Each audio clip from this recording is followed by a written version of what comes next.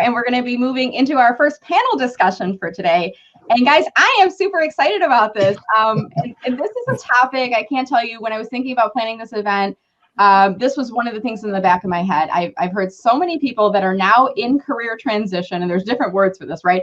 They're unemployed, they're not working, they've been forced to re-enter the job search market, and they're over the age of 50. And you know, usually the question is, you know, around the subject of age discrimination. And I'm an older worker, a mature worker. I like to call them experience rich, right? Because that's where we are in our life. So I'm putting my marketing dial on and setting that up. So first of all, I just want to welcome you, Kenneth, Mark, and Marty. So we'll kind of just go in order here. Kenneth, how are you doing today, sir? I'm doing really well, sir. Thanks a lot for that. Proper here today. I don't know. I don't want to say madam because that's not right. Well, you know, thanks a lot. You know, it's great to be here to be able to share some of the experiences that we've had, Mark and Marty, because we think it's so important because we've all been in that situation and we understand it. So that's why it's so important to be able to talk the talk as well as walk the walk. But I'm looking forward to hearing what the panel also has to say. Great, great. Well, I just want to welcome each of you, and then we'll do some introductions, and then I think I'm going to turn the host baton, if you will, over to Marty. Let me see if I can virtually turn the host baton. There you go. But I just want to. This is kind of a little bit of an audio check too. This is my hacks behind the scenes of LinkedIn Live, making sure we can see and hear everybody properly before I turn the host control to Marty. So, Mark, how are you doing today, sir? Where are you joining us from? I'm joining from the southeast corner of Connecticut. Very good. And how's the weather out there by you today? Beautiful sunny day. Nice and crisp. Yeah. I also want to add, I had a little chuckle just anticipating our session with the title. Yeah. It's a great, and punctuation is so important. I think if you read it quickly, it's also a good title for a dating site. So experience, rich, and looking. So depending on everybody's mood today, it's also very key in marketing yourself in the job search. So keep that in mind too. Experience, rich, and looking. There you go. Well said, my friend. So Marty, and finally, Marty, how are you doing today? And where are you joining us from? Oh, see, we can't hear Marty. This is why the audio test is important. Marty, what was the catchphrase for 2020 for Zoom? We can't hear you. You're on mute. You're on mute. There we go. Marty, this happens with Marty quite a bit, honestly. I know Mark can kind of relate to that. Yeah. And now, because we kind of joke about this, and Marty, we can't hear you. You're on mute. One more. Tap one more. It's saying, Marty, it's saying that you've muted yourself. So yes. I can't unmute you. So it may be a setting on your machine. This is okay, guys. We make no mistakes on my LinkedIn Live-a-thon. I don't know if you guys knew that. We have learning experiences. So sometimes our learning experiences are tied around technology. And if you guys were on at the beginning of the session, you saw that I was experiencing a technology hiccup. Not a mistake, because there's no mistakes here on my LinkedIn Live-a-thons. Marty, keep testing this out. And when we can hear you talking, we'll start to move in. I'm still seeing your lips moving, Marty, and I'm not seeing, let's try it now. Okay, do you have anything plugged in? Hey guys, let's try to crowdsource this for Marty. Sure. What do you think might be happening? What could we offer? And in chat, you guys can offer suggestions too. What tips can we give for Marty to get him unmuted for today? So Marty, do you have anything plugged in? Any headsets, microphones, anything like that? Unplug those, okay? Check your machine and make sure your speakers are not muted is the next thing, right? Sure what else? Well, when you logged in, did you give StreamYard access to your microphone? It's showing he does have it on his, and it's showing his microphone's working. Okay, here's Marty. What I want you to do, I want you to leave and then come back in, Marty. And then when you come back in, test your audio and test your video. Now you know, Brenda, this was a test. This was a test. This is what a lot of people of our age kind of go through. Yeah.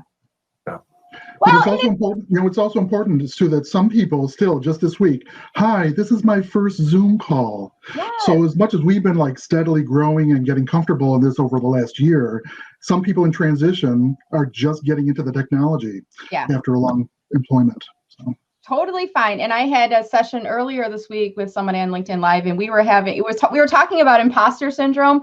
And when we first got into the LinkedIn Live, I mean, technology hiccups happen, and sometimes it's not our control. And it was the whole thing wasn't working. My sound, I don't know, my sound or my video was not syncing up.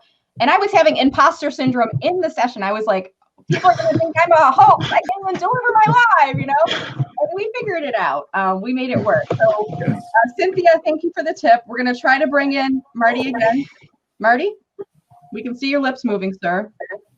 Crazy. Okay, Marty, I'm going to give you my other hack, which is it might be laptop technology related. So try to join from your phone. Okay. And actually keep your laptop up, but join from your phone. If you go into your calendar app, I sent you the invitation, and then click on that from your phone. And since you can't hear, can you hear us, Marty? I think you can hear us from your laptop, right? Yes. So what you'll do is you'll join from your phone, and then you're going to mute your laptop, and the sound will be coming through your phone. And we'll see your phone too, so you might have to prop it up in front of you. So we're going to have two Martys on stage. Well, we'll make it happen. This is what we're going to do. We're going to make it happen, right? And well, this is good. It gives everybody a mental break as well. Everybody can take a breath and relax between sessions.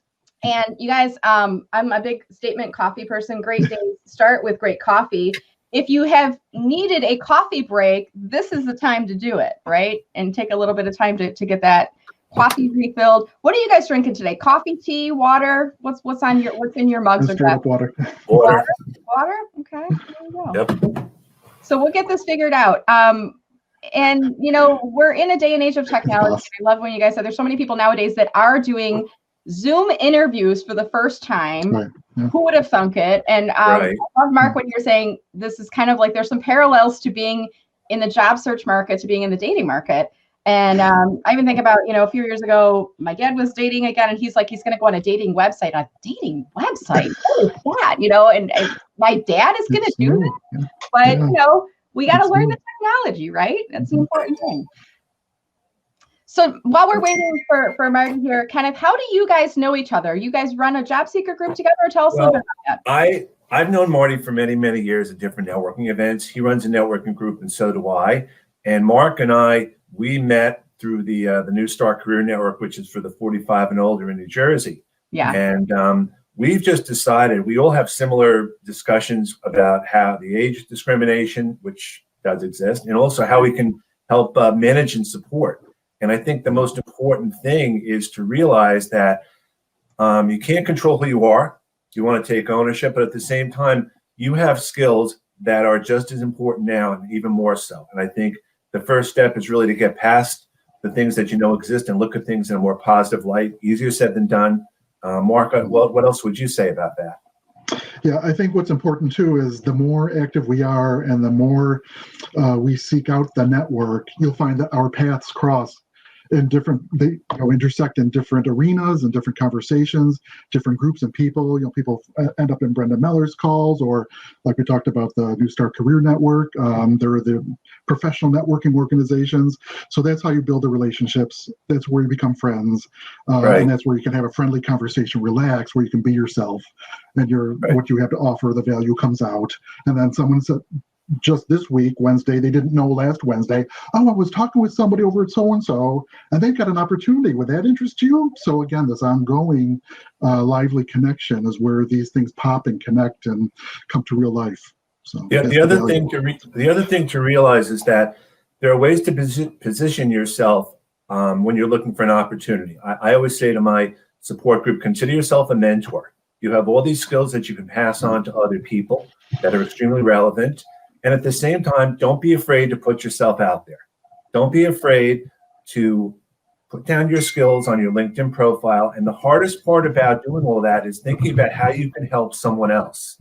How does that profile manage itself so that someone wants to find you?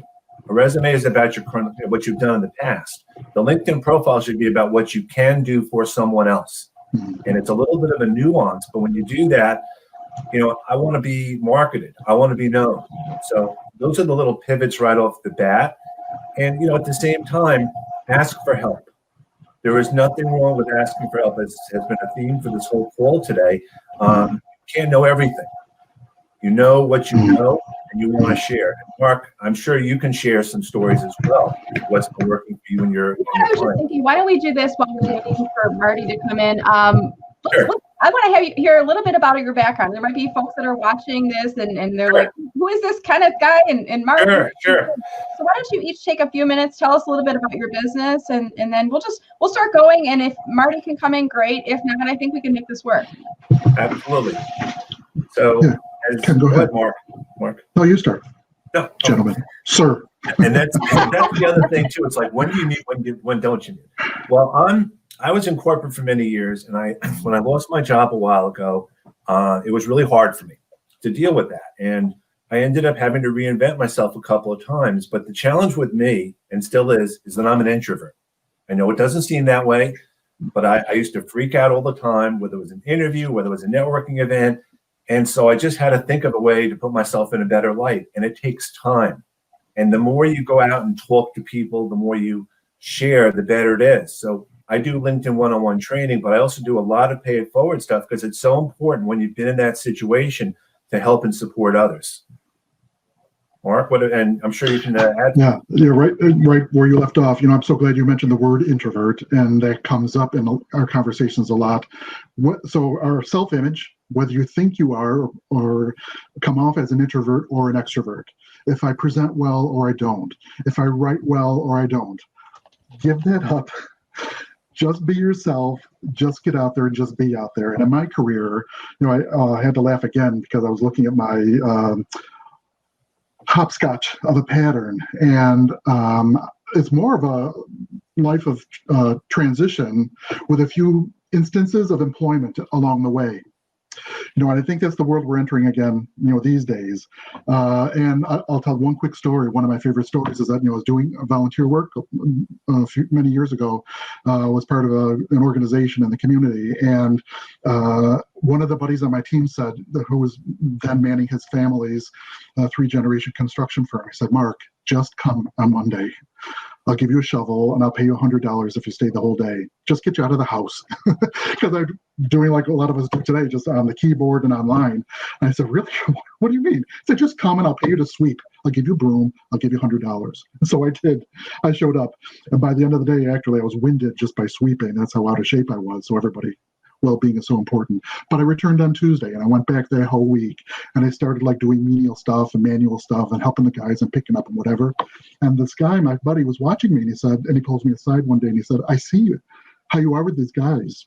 They all get along with you, and you're organized, and you're smart, obviously."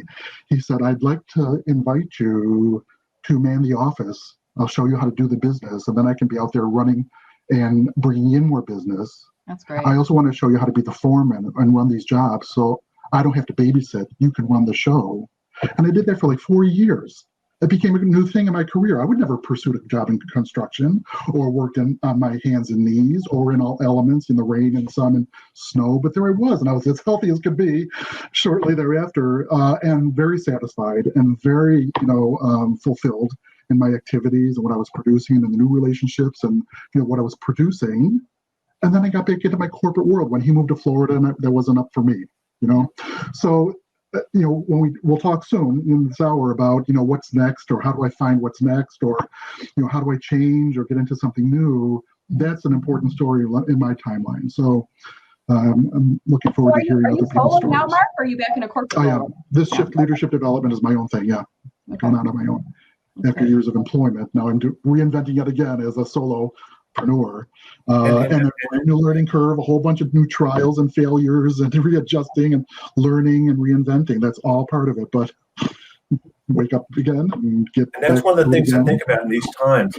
Yeah. Looking at it, a lot of people are out of work, and there's not a lot you can really do about some of the numbers, but you don't want to apply to job boards. You don't want to go to automatic tracking systems. Reach out to your network.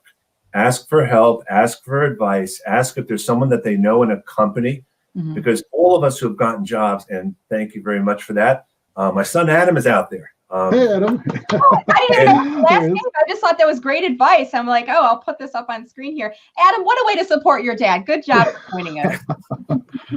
But in all seriousness, we can talk about all the things that we know that are out there that we can't change. But it's sometimes you want to not be too hard on yourself also, because there's things you really can't control. You want to look at the positives, and it's easier said than done. Don't misunderstand. But one of the best pieces of advice I can give is to have a job search team, or I call them a job search posse, where you can have a bunch of people getting together, helping and support yourself. And we are going to hope that Marty is back now. Drum roll, please. Hear me now? Yay!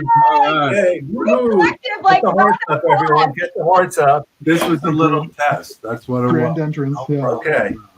This is to show you the one of the benefits of being a mature worker is we know how to troubleshoot, right? We don't let things discourage us and throw up our. Persist. Any other person, Marty, could have said, "Forget it, I'm not doing this." Yeah, I'm out of here. You just take it in stride and figure out what's wrong. That's Absolutely. That's right. And I'd like to point out too, not a glamour moment, but actually the choice of my company Shift has very much to do with this whole process and this moment that we were just celebrating. If we just shift our attention or our perspective or our efforts, another whole world opens up in this angle versus where we were focused on, on the straight and narrow. And so it's a very important aspect to have that skill and that tolerance and perseverance to stick with it. Look at that, Marty. You got like a fan club out there right now. People they're waiting for you to come back in. I'm back. I'm here. So I'm gonna move the frame around a little bit here, and we're gonna keep going here. So Marty, we didn't miss a beat, right? We had Mark introduce himself. We had Kenneth introduce himself. So now I'm going to turn the floor to you. Why don't you tell people a little bit about who you are, what you do, and then we'll jump into our conversation here. Well, thanks very much. I am not a computer expert. Basically, what I am, I'm a people helper and a matchmaker. That's what I've been known for. I provide coaching, careers coaching services and business advisory services to people in various industries with different disciplines. And what I do is that I enable them to land the positions that they really want. To get in detail, I teach, I train, I advise, and I support people in the different techniques that they need during their search campaign to find the position that they really desire. And I love to help people. That's great. And we talked a little bit about how you guys know each other. And this is, I don't know if this is something you do regularly. I think you do these networking talks, and I don't want to say the road show, but probably was back in the day in person, but now we're doing everything virtually, right? Well, it's really not different. I mean, the only thing is that you really cannot shake hands. Otherwise, we could see each other, we could talk, all right? See body language, and we know what's going on. That's right. Well, I'm going to turn the baton over. Now I have to raise the baton up. If I had the baton here, I'll raise my Sharpie up. Like if I turn the baton over to you, Marty, and I'm going to poke out of the panel, and I'm going to let you kind of lead the discussion here today. And for those folks that are joining us a bit late, we're here in our 11 o'clock hour of our LinkedIn Live-a-thon, and we're going to be talking about experience-rich and looking smart strategies for mature workers, those that are age 50 plus in today's job market. So Marty, I'll turn the floor over to you. Thank you very much, Brenda. Okay, everybody, let's chat a bit as to how the mature individual will find positions today. What's the challenges that they face, and how do they overcome the challenges? So, Mark, let me turn to you first. And, sure. Based upon what you have right now, with an older worker who has been told many times, well, they're unqualified, they're overqualified. How do you deal with that on a resume? Yeah, well, the resume is a snapshot, I guess, too, and it's a passive tool that represents you when you're not there online or in somebody's inbox. And everybody tuned in here today is an accomplished professional. So admittedly, we know how things work, what's up. And you're intelligent, you're smart, and you've succeeded in your career. So any opinion or how-to I can give you, you've heard already, I'm sure, and or we'll figure it out in the first hour. So just to bring my perspective to it, though, the key, and again, to sound cliche, deliberately cliche, is to be authentic, to be yourself. But really, if you strip away what you think people want to hear or how you're trying to pitch yourself to an employer or the hiring manager or get through an ATS, the automated tracking system, and employment software platform. It's who you want to be and how you want to be known. So stripping away the facade, or you want to leave the keywords in there, of course, the accomplishments, and again the measures that demonstrate that you know what you're talking about, what you bring to the table. Include all that stuff. Keep and what we heard in the earlier speakers today too is to bring those projects and the things you love to do, and when you get up out of bed and you do that stuff anyways, whether you're being paid for it or not. That's the stuff that you're called to do, that you just do. So represent that somehow through your experience, through your previous employment, and have a statement like moving forward, like who you want to be and where you want to go, and kind of like throw that fishing pole in the water. There's a hook on there and a lure, and the fish are out there. And so you'll just attract the right fish, and then you'll connect, and then that'll be, your next success story, and that'll be the next thing you add to your resume. So I think it's a matter of focus and your perspective, your ease about this, and trying to relax into it too. But genuinely being authentic and true to yourself. Thank you, Mark. Ken, you have any comment on that? I think it's very important that when you position yourself, your background, you want to make your profile, what you talk about, what can you take from your skills in the past to benefit the next person you hire? People will have a certain level of understanding that you know certain things that you've done, but it's like, okay, how can you help me? And when you go on a job interview or you reach out to someone, and we all know what a pink unicorn is. It's the job spec, which has 100 things that are impossible for one person to do. I would try to get a sense of what are the 2 to 3 main things that someone wants. What are they really looking for from the job? Because a lot of times job descriptions are written for the people that were in the position before, which doesn't mean it's in the position for what the position wants or needs later on. But be genuine and acknowledge it. And also, as I said before, have a job search buddy or job search team to keep you not only accountable, but to share things you might not normally feel as comfortable sharing with your family. Well, look, when someone who is more mature, as we'll call it today, some of the issues that they face, the big word ageism today, all right? In doing that, as a individual who is searching for a job, for a position, what's really important is to see or understand what the people on the other side of the desk are thinking about when they look at you. Generally what we'll talk about in their minds would be things like, well, you're less motivated than younger workers. You really do not want to be further trained, you're set in your ways, you resist change. Some situation that you really cannot adapt to technology. As you can see today, I was able to overcome the difficulties that one would have. And the other situation is that, you're in this position where it might be difficult with working with younger people. And at the same time, the big number is that people generally feel that an older worker will demand a larger pay status. Now, how do you feel that people can deal with that as they go through their search process? Want to take that, Mark? Well, my first thought is, what if ageism didn't exist? So if that's your mantra or your filter, and that's what you're dealing with, that's probably what's going to drive and determine the results you're going to end up with, but also how you're conducting yourself, and that may not, again, be genuine or authentic. So if that ageism didn't exist, then what would you do? So how would you still represent yourself? Being competitive, accomplished, providing that value Ken mentioned, the listener, the reader, they're, seeing you, how you represent yourself before they even meet you. Who are you to them? What can you provide them? What pain points will you solve? So I think that's one key, is to be able to separate yourself. Go ahead. Yeah. Let me toss this a different way. People that are someone that's just getting out of college or just entering the workforce has the opposite problem with discrimination. Mm-hmm. They don't have the experience.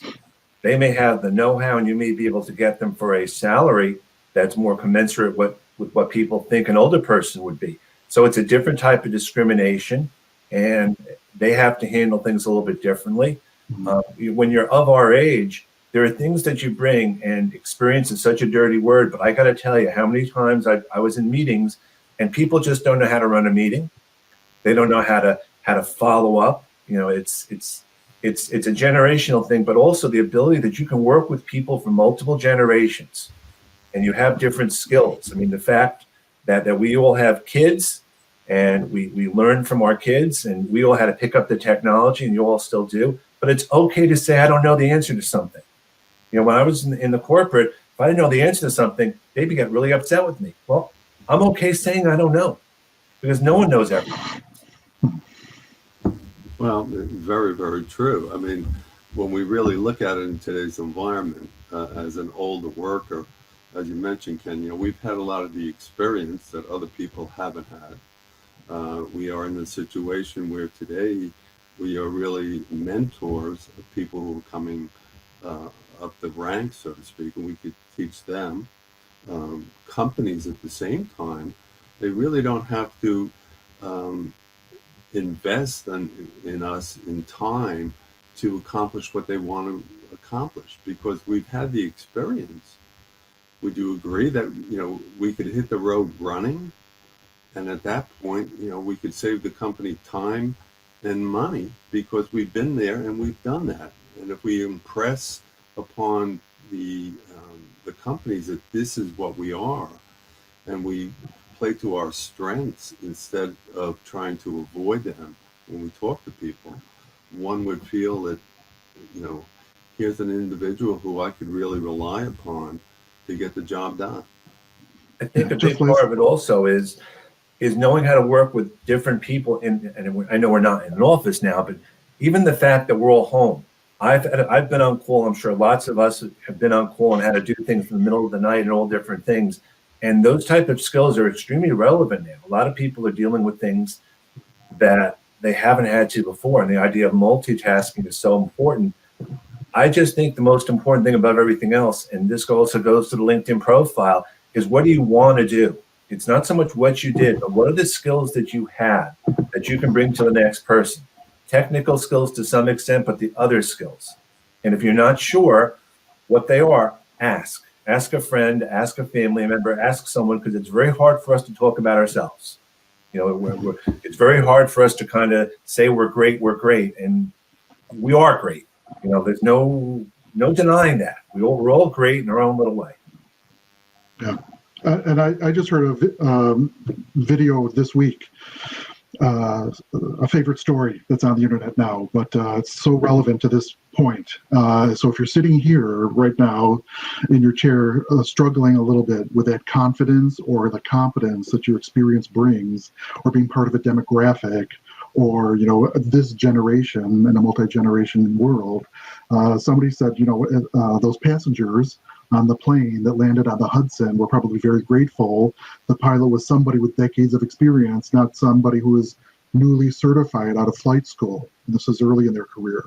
So bringing that experience and the know-how and the calm and the understanding of circumstances and focus and knowing what to do in an office setting, and here we are in the modern business world, same thing in a business sense, career-wise. So I think that's also reassuring. Very true, Mark. Actually, what's happened is that one of the individuals who is in my network was one of the passengers on the plane. And he tells me he was so grateful they had a very experienced pilot there to help him out. And this is really important. Yeah, that helps sorting things out in a meeting, or when there's little tension or conflict in a decision process, or in sticking with a problem, something that's lingering that people haven't been able to figure out yet. And every time we come together to fix it or solve it, we come up with the same contentions. And somebody who's been around, or they have a sensibility, and they've got that experience working through problems, not just digital but analog, and not personal, not only professional but personal, that is invaluable. And some people acquire that in their younger years, some through their middle age, and some mature in their career. I also think accountability is something that we have as well. All of us, if I'm going to make a mistake, I'm very willing to be accountable for it, because admitting that and admitting failure, there's nothing wrong with admitting failure. One of my good friends has said to me that you learn from failure. You don't always learn from success, but you learn from failure. And it just, you get yourself up and do it. And we all have, in addition to that, the ability to pick it up and do it again. And we've been knocked down, we'll knock ourselves back up. And those are the traits that a lot of people really are looking for. And don't assume that the person that you're interviewing with isn't in the same situation as you to some extent. You want to look at an interview as a conversation. It's not an inquisition. You want to have a chat. You want to be on a level set. And I think there's a misconception about that. No, I totally agree on that.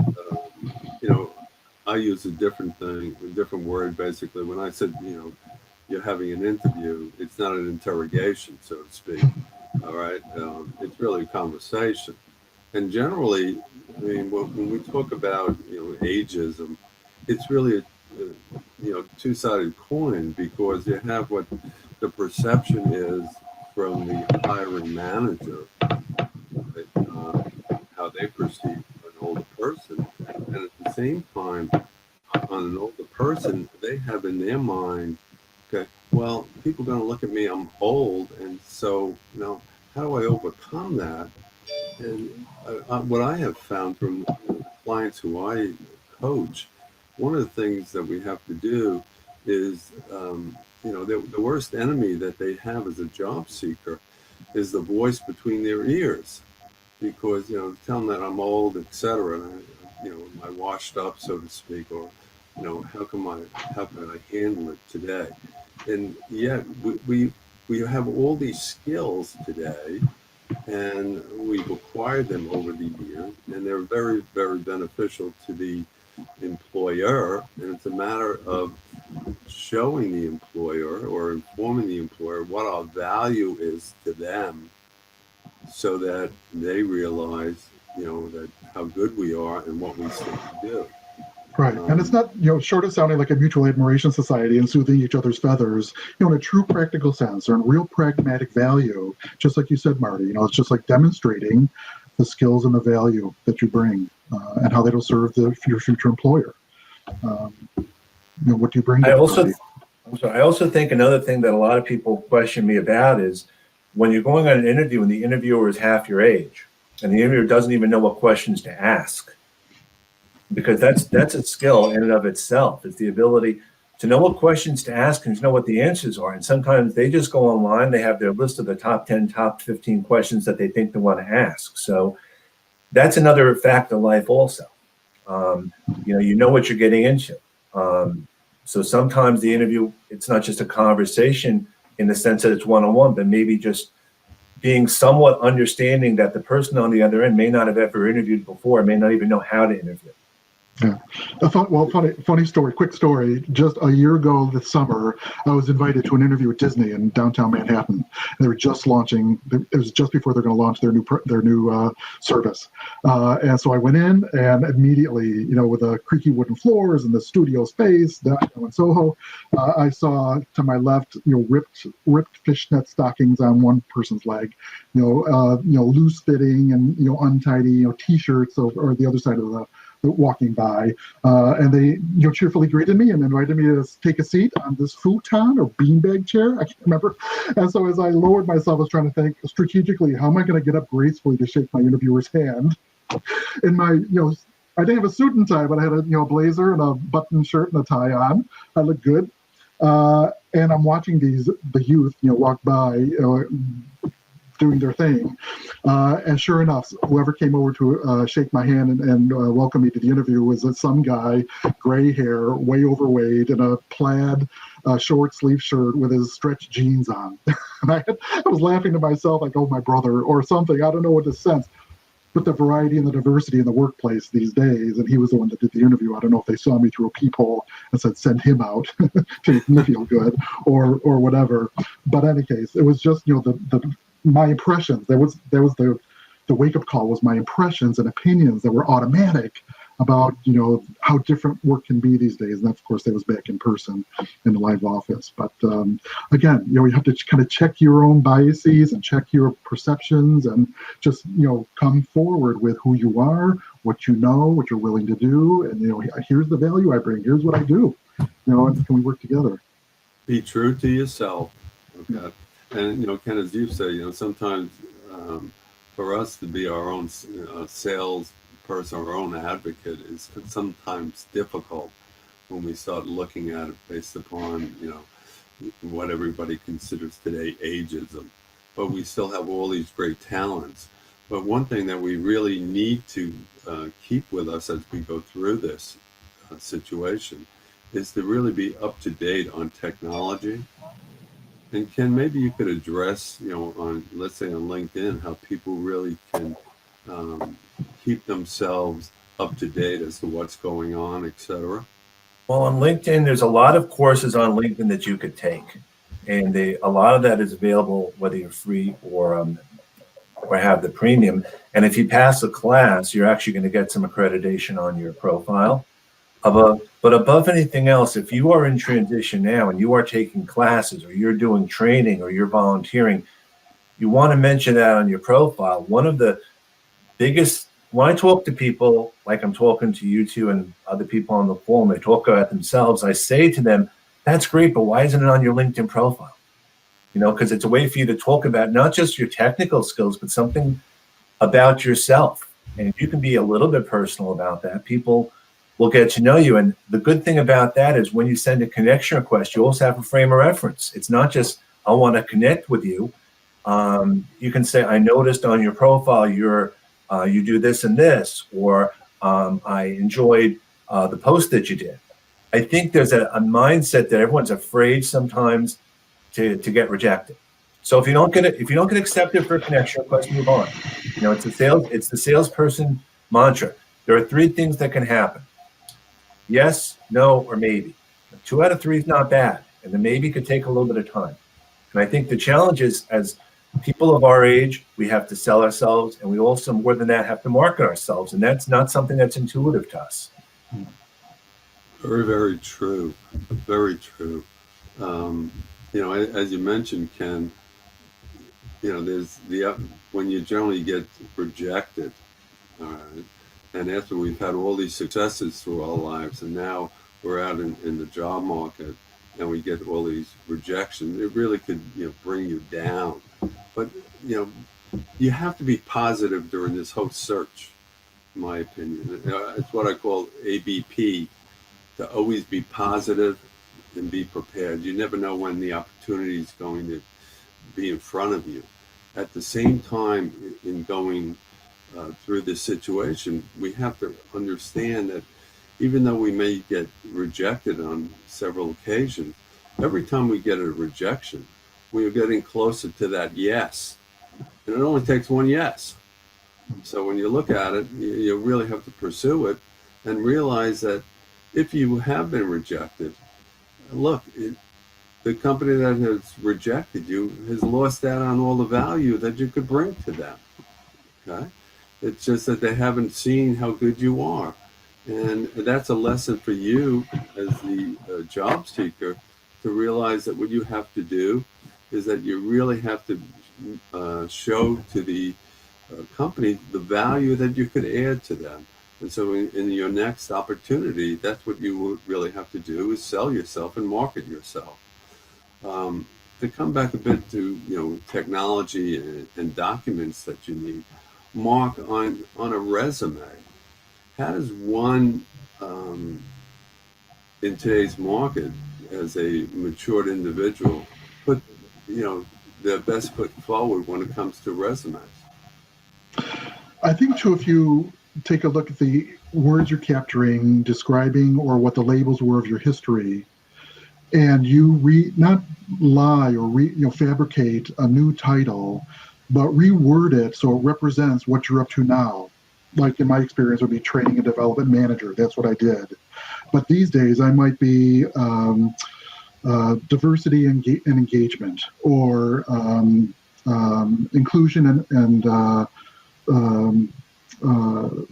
something that captures the spirit of the position I'm applying for. In fact, add that to my, the headline of my history, and that is the impression that the reader is going to have of you immediately, versus just seeing like a title, like that's who I was and what I did. But if you're even encapsulating that, summarizing that into like a new term that announces you, I think that's one key thing that's underutilized. And I think people are looking for that one-to-one, this is what I did and here's what I'm going to show, versus interpreting it or easing, the impression into the reader's image of you. So playing with that a little bit and taking a little liberty and freedom with, your own self-expression that way.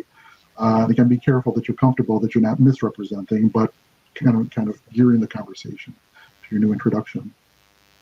Okay. Well, look, we have.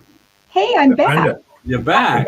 You're back. It was like the Wizard of Oz. I was here all along. I was just in the background, moving things around and having some fun. And I thought behind the curtain. Right, yeah, I pulled the curtain back. The lady behind the curtain. So I want to start with one thing, and that is that you guys, this is a great discussion, and I've been seeing some feedback and questions coming in. We'll move into Q&A probably next year. But a good friend will always tell you if you have spinach in your teeth. I want to start with that statement, okay? So Marty, I had somebody on Facebook reach out and say that we have a typo in your name field. Yes, we know. I know that. So I'm gonna teach you how to do this. You can do this actually within the session. So if you go on your video pane, click on, actually the video pane in the bottom is where you do this. Click on the 3 dots where you see your video, and then you can click on edit name, okay? And then, do you guys know of his services? Who noticed it? Somebody on Facebook messaged me. And I was like, well, I don't want to interrupt him because the flow's going pretty good. But I ended up moving to the panel and the banner, so the name wasn't up there for a while. So I did the magician,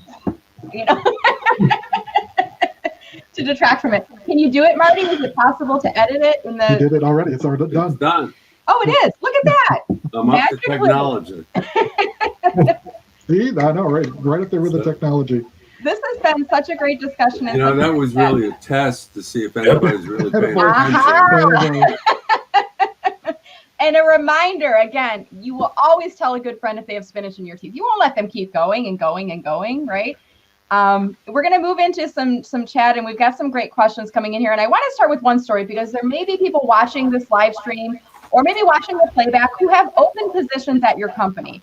And I want to challenge you to really give serious thought and more consideration to mature workers. And I want to just share one story. When I was working for corporate America, I had an open position in my group, and it was for a writer. We were looking for somebody with 3 to 5 years of experience. And a gentleman by the name of Don Habrick applied for the position. He was a retired communications executive from one of the automotive companies in the area. He'd been a COO. He'd done consulting on his own, and he applied for this position. And when I got his resume, I could clearly tell he was mature, and a mature worker, and I could tell what great experience he had. And I called him just out of curiosity. I said, you're definitely qualified. I mean, you're overqualified. Why would you want this job?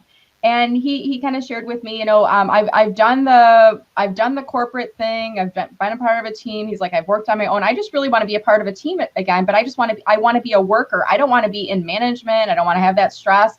And he's like, I'm not really doing it for the money. I just want to, stop chasing after consulting stuff. I'm not ready to be done working yet. And I continued on the interview. I mean, we had an open discussion about where we were from salary and whatnot. And he was fine with it. And I ended up hiring him. And I knew that, he was at a point where he probably would only be working a few more years before he retired. But in that time, I knew how much I would be getting from him. And I can't tell you guys, I think we worked with each other for about 2.5 years before he decided to step back. The best worker. I needed to chase after nothing because he was mature. He was responsible. He had been at such a high level in his role. I was getting a bargain for the work he was doing. So if you're hiring right now, my challenge for you is really give strong consideration to mature workers because they will hit the ground running. I heard somebody mention that point. They are mature. They know what they want to do. You don't have to babysit them. There's so many great benefits of working with individuals who've been around the block, right? And on that note, guys, I want to open this up to some Q&A here. And we've had a lot of great questions coming in. And I'll encourage you guys to continue to ask your questions. Even if we don't get to your questions. I know the guys are going to be going out into the live chat afterwards, and they'll continue to look for that. So let me just scroll up in the chat because there were so many good questions that came in here. And give me just a second.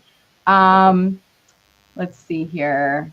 Great discussion so far, guys. Really liked it.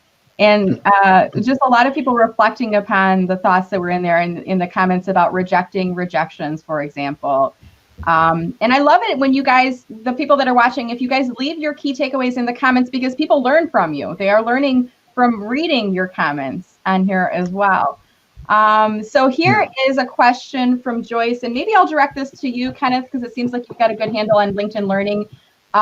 Any specific LinkedIn technology classes you would suggest mature workers to consider?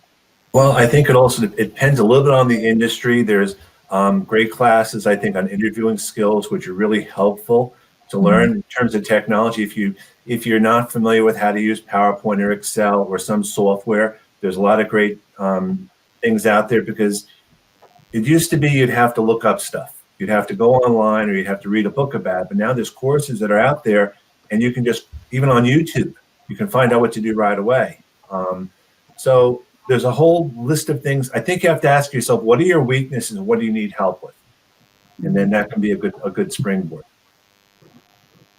Great point. Mark or Marty, anything to add on to that? Well, I think, in today, especially with YouTube, you can find anything on YouTube on how to do anything. At the same time, Coursera, you could go out to Coursera and you could pick up different courses to take a look at and to increase increase your skill set in that area that you feel that you need further enhancements. Mm-hmm. Yeah, I'm very excited about the proliferation, the opportunity out there to dabble. If you're curious or interested in some topic, and you can go out to these MOOCs, I like to call them these MOOCs, massive open online courses like Coursera and the certificate programs, the courses on LinkedIn.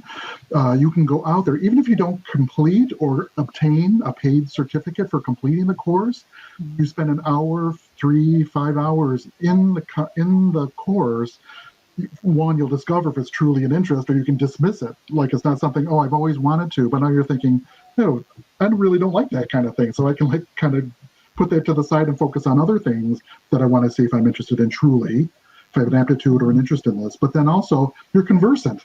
So you don't have to be a complete certificate person, but you can bring it into the conversation. And even on your resume, you can say study in versus completed certificate of.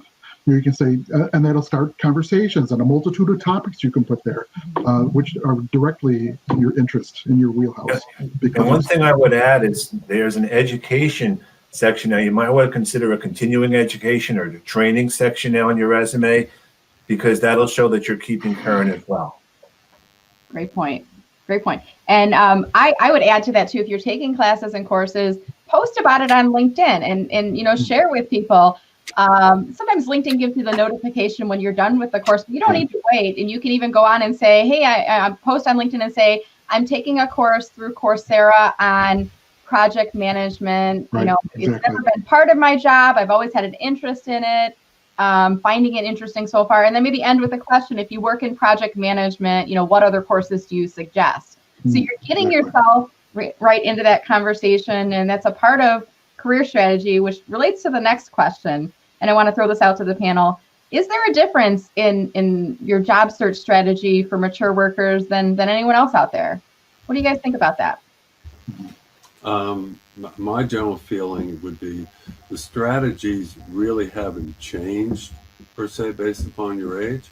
It's what the type of company you are looking for that maybe would affect what your strategy is. But strategies, the main way to find your position in today's market, it's the same as it's been for years. There's only really 4 main ways to find a position. There's networking. There's, I'll call it LinkedIn and the internet. There's recruiters and what I consider direct mail. And those strategies haven't changed. But what your target companies would change, though, as you're a mature worker, to see which companies will really embrace your skill set and your age and your maturity to help the organization move to the next level, so to speak. Great. Kenneth or Mark, anything to add to that? I mean, one thing I would say is, if you're interested, there's a lot of companies that do favor mature workers, and there's probably ways to search online to really find out if a company you want to work at actually has a good policy toward that, additional knowledge. But I think Marty's absolutely right. I mean, when you're older, you have a better way of going about things. So your strategy can be a little more focused because you kind of know what you want to do a little more as opposed to just throwing spaghetti against the wall. Sure. Yeah. So this was a kind of a related question. I wanted to bring this up on screen. And we're doing a little bit of a Wilson. If you guys remember the Home Improvement TV show, Marty, where Wilson was kind of like, and sometimes when we get a really big, we're literally, you and I are going to have to like poke up, So I have to kind of grab the short questions and the short comments in here. But somebody had asked the question, should we even have job alerts for Monster, Indeed, et cetera? Or should we just be focusing on network? And I'm going to assume here we're talking about mature workers, but what are your thoughts there? Should we be focusing on the job boards or should we be focusing more on networking? In my opinion, you have to do all four, as I mentioned before.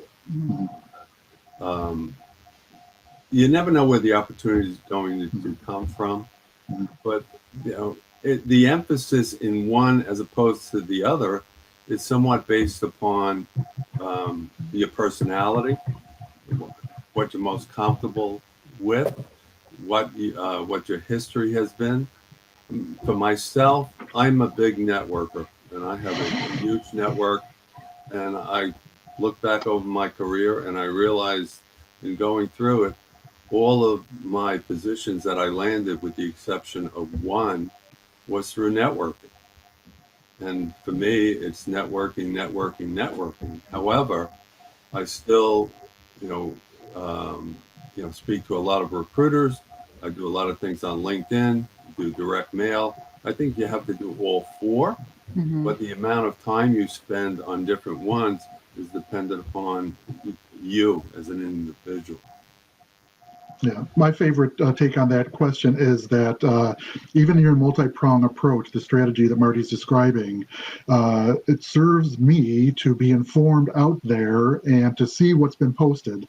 They have a little bit of a stigma. They could be old or non-existent or a placeholder just being posted out there, but still being out there in the forum, you may not be sending something out, 10 applications a week or 100 in the month, but you can see what's being listed, and that might spark a new thought or a new combination of words or a different aspect of your career, which would change, some aspect of how you do represent yourself on your resume, on your LinkedIn profile, and what you do say in those networking calls, the one-on-ones over coffee. So again, just being out there and seeing what's being published, what the lingo is, or who's publishing, again, might connect different dots than just going along on your primrose path there in your job search. Right. I also wouldn't eliminate jobs that are just because you're in one part of the country and the jobs in another part. Just about everything nowadays is remote. And if you're good at a job, and actually someone from one of our networking groups has a success story. She applied for a job that was out in St. Louis, and she was doing it remotely. And when they actually went back to work, they agreed that she could still work there in New Jersey, because they were so satisfied with their skills. I mean, people make assumptions that you have to be in the office, and especially with people of our age, we can figure out a lot of stuff a lot easier. So don't limit your job search just to local. Yeah, and also unexpectedly, just briefly, back when we were in person pre-COVID, I nearly declined a job offer, which I took eventually, and the job lasted 5 years. But the position was in California, or the team was in California, and in the offer, the phone call, my boss heard me starting to hint at, sorry, I don't think I'm ready to move to California. She said, hang on. She said, here's my thought. Hear me out. I want you to be on the East Coast and travel west, and my team is here in California. We're going to be traveling eastward, and in the traveling and the training that we're going to be doing, we'll meet in the middle somewhere along the way, and I need you in that proximity and be able to respond that quickly. So it turned out ideally for me. Now I had a remote job, I could travel, and I was in this fantastic team, learning as I was growing in my own career. So again, to Ken's point about being virtual and everybody has access to everything, that's such a boon. What an opportunity. So there was a point made earlier about, where to look, where companies might be more open to mature workers. And I'm seeing a lot of conversation coming in and suggestions on that. And Nancy is sharing smaller companies may be more open to hire and more experienced worker. And I kind of feel like on this, and there's another person that says nonprofits might be more open. So they're giving different suggestions. And I feel like with any of these, and tell me if you guys agree or disagree, combining applying at the job with reaching out and finding a connection that works for the company or that can introduce you to somebody who can say, you got to talk to my friend Kenneth. He's phenomenal. He would be a great person to hit the ground running in your team. Like, I feel like a warm introduction, somebody who can vouch for you, combined with, maybe looking for those companies that may be more open is a smart strategy. Thoughts on that? Am I crazy? Is this, I don't know. No, I think, what you bring is really what the key is to networking. That's the whole thing. I mean, when you have a supporter who will bring your paperwork or talk about you to the hiring managers, that's right away a big plus and puts you towards the top of the pile. Okay? It's the recommendation that you're getting in advance than just being a piece of paperwork that comes through the mail, so to speak. Yeah. So Julie asked a follow-up question for that. How do we find these small companies and I'm going to add on to that are hiring, because they may not be posting on the big job boards. They may not have the budget for it. What are your guys' thoughts there? Well, number one is networking. Networking with your peers, the people in your network is one. And another one, which is really, really good, it used to be called Reference USA. It's a huge database that generally the libraries have. I believe they just changed their name to Resource Solutions, I believe it is. They're out of Tennessee, and they have the huge database of companies throughout the United States. And the database is really 3 different databases. One is on companies, and the companies, you could find the revenue on the company, the number of employees, where they're located, also what industries they are in, and you could find out some of the executives who are at those small companies. Another one of the databases that's connected to that is a people database. And in the people database, you can get the information on the executives who are at the company. And the third database is relates to the jobs currently available to people in the United States at these small companies. I would also suggest, if you can, get an email alert, get a newsletter. Like in New Jersey, we have newjersey.com, and there's a business thing. If you can get an email alert, you're going to get updated on all the news, and they'll talk about this company is hiring and all that. Let everything come to you. Wherever you are, just get the information come into your inbox, whether it's through that or something else, and ask. Above all, ask someone. All right, guys.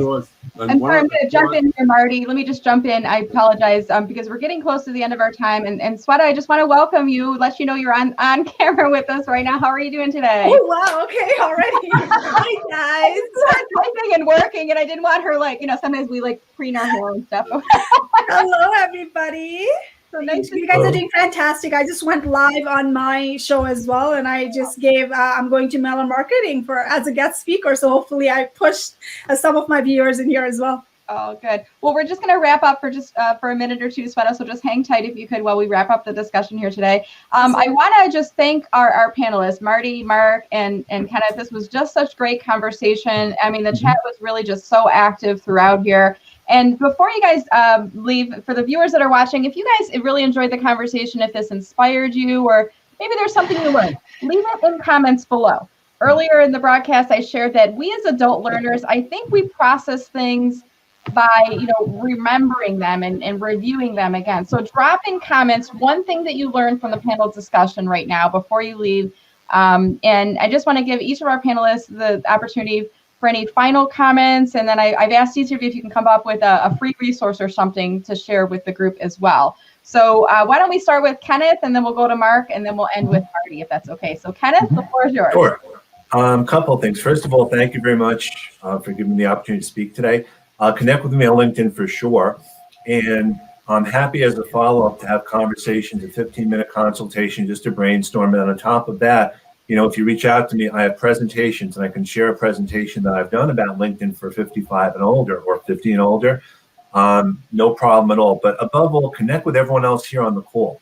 As you find people, go back to the event and connect with people who were on this call as well, because I think that's the power of something like this. So, Brenda, thank you very much. Great. Thank you, Kenneth. And then Mark. Yeah, thank you. This is a great opportunity. I'm so thrilled to be here today. I welcome new connections and also new conversations with current connections, my current friends and colleagues. And one of the things that I know, and I just heard some number of tens of thousands thoughts we each have inside our head each day. Our mind is just currently active. And so sometimes we just wear a path or get stuck in a rut in that same pattern of thinking. So the real value here in all these connections and the networking, what we call networking, is just to share these thoughts and have the conversations with people, new colleagues, new friends, new connections online, and people that you just go to regularly, and sort this stuff out. So it's not just me or I won't, because what is the true opportunity and what am I missing? And someone maybe the outside of you may be the one to pull you into that new opportunity. Great. And I put your LinkedIn URL. Thank you so much, Mark. And for others that are watching as well, it sounds like all the guys are open to LinkedIn introductions. Just mention that you saw them on the live panel discussion today. Maybe something you learned from watching them. Marty, how about for you? Any final thoughts? Well, what I could say is that do not let your age deter you from reaching out to find the positions that you really want. Mm-hmm. That's really important. We have a lot of people who are willing to help you. Kenny and Mark, myself, we're always open to help everyone here. If you want to connect with me, I'll be more than happy to share a presentation that I have that talks about ageism exists and how to deal with it successfully. I'm more than happy to share that and further thoughts with you. And it was really a great opportunity here to meet everybody here. Good to see a lot of my friends are up on Saturday morning saying hello.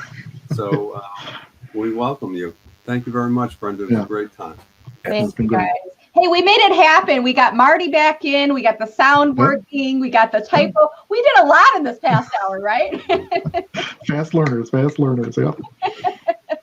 All right, guys, thanks so much. And I know you guys will probably be hanging out in the live feed after. So if we get to questions, guys, and viewers that are watching, please continue to ask your questions. Or ask us on LinkedIn. Yeah. Or, reach out to us on LinkedIn for follow-ups, because if we can't get to everyone, it's not that we don't want to answer. It's just reach out to us and take advantage of the knowledge here and this whole day, not just now. Yeah, great opportunity. Excellent point.